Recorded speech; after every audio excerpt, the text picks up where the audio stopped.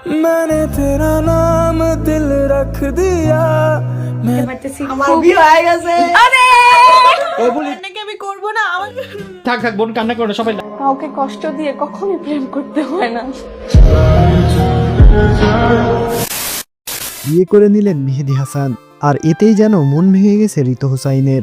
আর তাই অঝরে কাঁদলেন ঋতু হোসাইন। তাদের এতদিনের প্রেমের গল্প কে না জানতো, কিন্তু তারপরও কেন মেহেদী হাসান অন্য কোথাও বিয়ে করে নিলেন?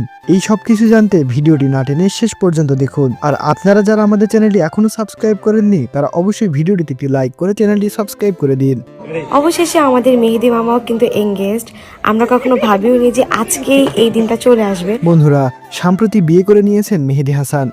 মেহেদী হাসানের ভেরিফাইড ফেসবুক পেজ থেকে আমরা এসব কিছু জানতে পারি। বন্ধুরা, মেহেদী আর ঋতু হোসাইনের প্রেমের বিষয়টি শুধু তাদের ফ্যান ফলোয়ারদের মুখেই সীমাবদ্ধ ছিল। এটি নিয়ে মেহেদী এবং ঋতু হোসাইনকে কখনো কথা বলতে শোনা যায়নি। আর মেহেদীর বিয়ে নিয়ে ঋতু হোসাইনের রিয়াকশন কেমন ছিল এই বিষয়ে কোনো ভিডিও বা লাইভে প্রকাশ করেননি ঋতু হোসাইন। আর এটি ছিল রাকিব হোসাইনের ব্লগের একটি অংশ।